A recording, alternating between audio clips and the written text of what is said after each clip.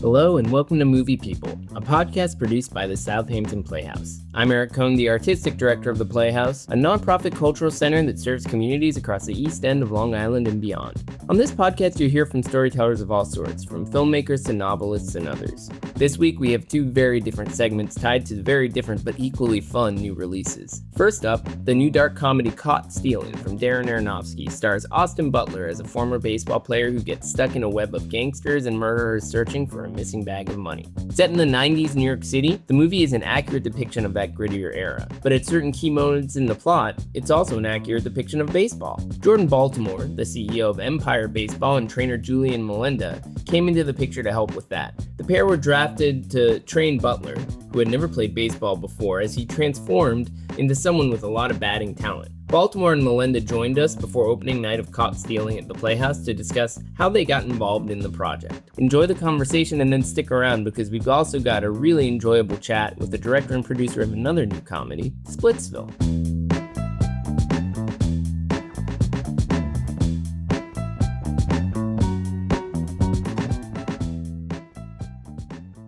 Please welcome up the CEO of New York Empire Baseball, Jordan Baltimore, and Julian Melenda, who trained Austin Butler in the movie. Jordan, just as a starting point, you could tell us a little bit about how you guys got involved. When did you hear about this project? How did you get involved and figure out what the expectations were? So about a year and a half ago, we received an email and a call that said, "Can you call us back? It's Protozoa, which is Darren Aronofsky's production company. We're interested in talking to you about an opportunity to train an actor for a film." And they didn't give us any more details.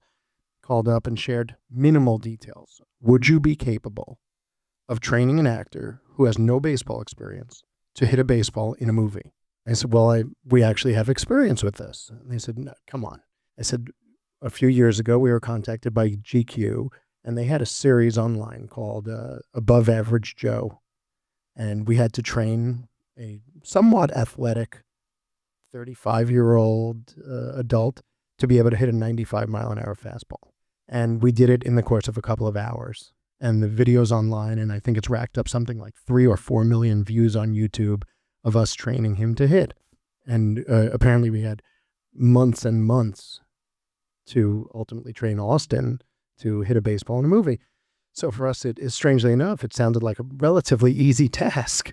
Right, what we accomplished with GQ happened in the course of a couple of hours, and they asked how long is this going to take? I said it's impossible to answer. Right, I said GQ happened in a couple of hours, but how long do we have? They said, well, about 6 months. And I said, well, if it depends how much time we can commit to this and who we're working with. And then they shared all of the details when they said, you are definitely the person to do this. And we said, let's make it happen. And in reality, and we'll talk more about it, I'm sure, Austin made it very, very easy to happen because he became obsessed with, and apparently for those of you who know him and or followed his career, the whole method acting thing he's not acting like a method actor. He really sounded like Elvis when he played Elvis.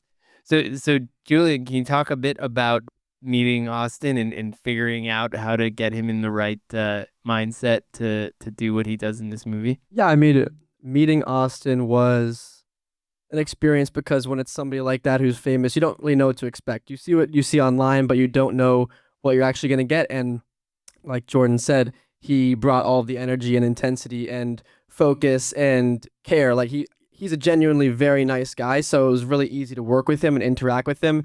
When we train, part of what we like to really emphasize is having intent in your swinging hard, because look, to have success in baseball, whether it's at a younger level or in the majors, you have to be able to swing a baseball bat fast. So once we explained it to him, he sort of took that and ran with it and said, great, I'll just swing hard. And from there, we worked on little, mechanical things and sort of tweaks here and there. But he knew once we said that, okay, great, I'm going to go bring the ferocity and the energy and the intensity like he does with all of his projects. In terms of technique, how much work did you realize there needed to be done with this guy? So it became clear quickly. Let me back up for a second.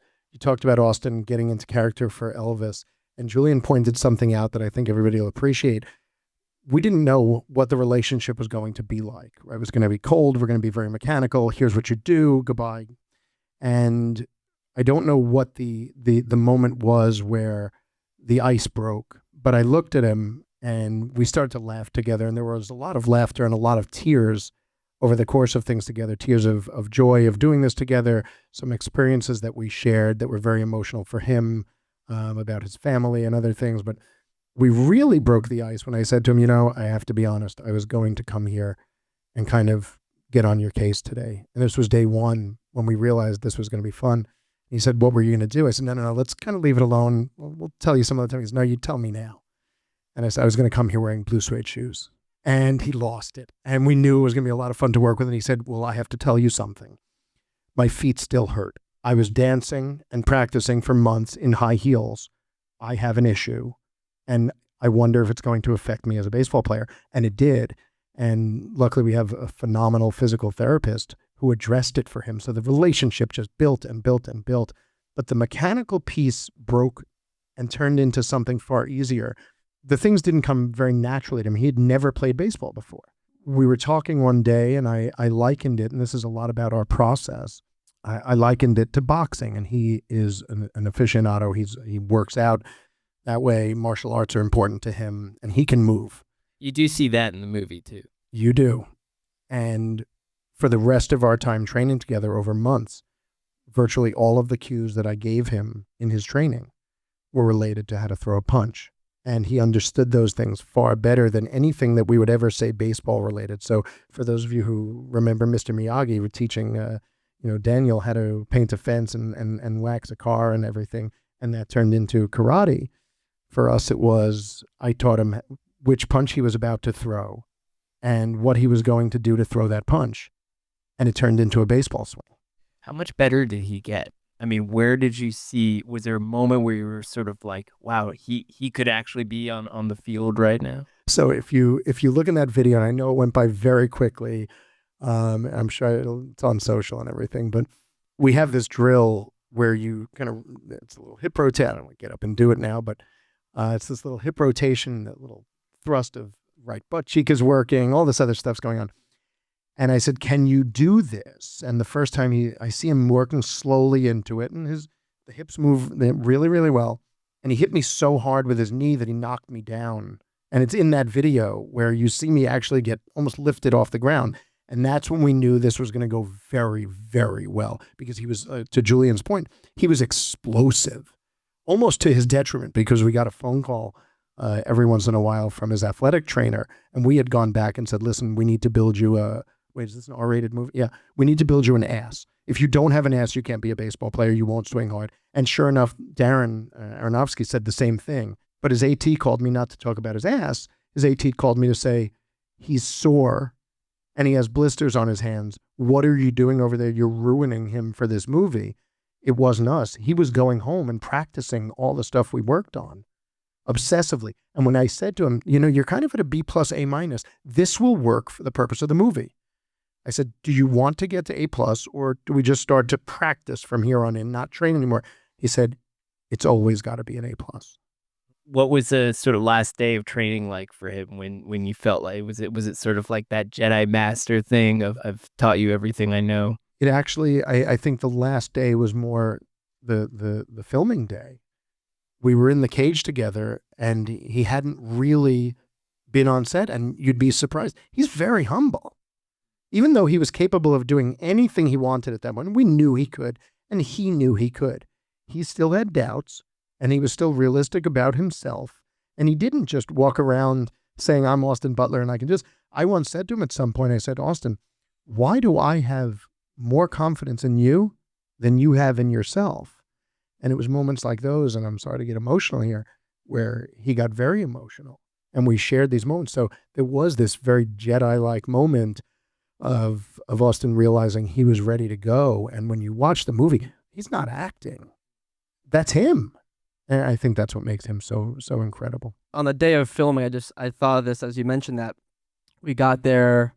It must have been 9 a.m, Coney Island, batting cage, and we're waiting for Austin. We're on set. We're setting things up, batting machines, things like that. and he shows up and he has all this beat up makeup on and stuff. But like, yeah, he just filmed a scene where he's swimming in the ocean, and he was doing that for hours, take after take, and now he's coming here to swing, and we're just sitting there going, like, is like not tired? He's not want to go home and hang out? No, he shot swimming in the ocean before that, and then he came to hit. So, look, we don't know everything that goes into a movie, but it certainly is outlined when you see actors commit to things like that. You go, wow, that's really, really just truly impressive. Can you talk a little bit just more generally about what you guys do? I mean, beyond being called into action to train a movie star, how else are you often sort of commissioned to help with people sort of upping their skills, as it were? So it's interesting. I mean, our organization has been around now for 15 years. We started out as one baseball coach, one team of children, and one team turned into, actually we started out as me 17 years ago emailing a youth organization in Manhattan asking if I could go volunteer rake baseball fields. From there, long story short, fell in love with coaching children. One team turned into two turned into 64. There's over 1,000 children in the program with camps, lessons, classes. We work for the Mets at this point, for Nike. But there are 64 teams of children based in Manhattan with an indoor training facility. And all of it is scientifically backed. Everything that we teach is rooted in science, and all the technology that you watch on TV, but we don't teach in scientific terms. Everything that we did with Austin is similar and akin to what we do with children. And I've often said that we haven't invented anything. We're just really good at translating English to English. So we never teach in baseball terms, ever. We teach in elementary terms, particularly when it comes to training the youngest children in our program. Now we have programs for children as young as 18 months.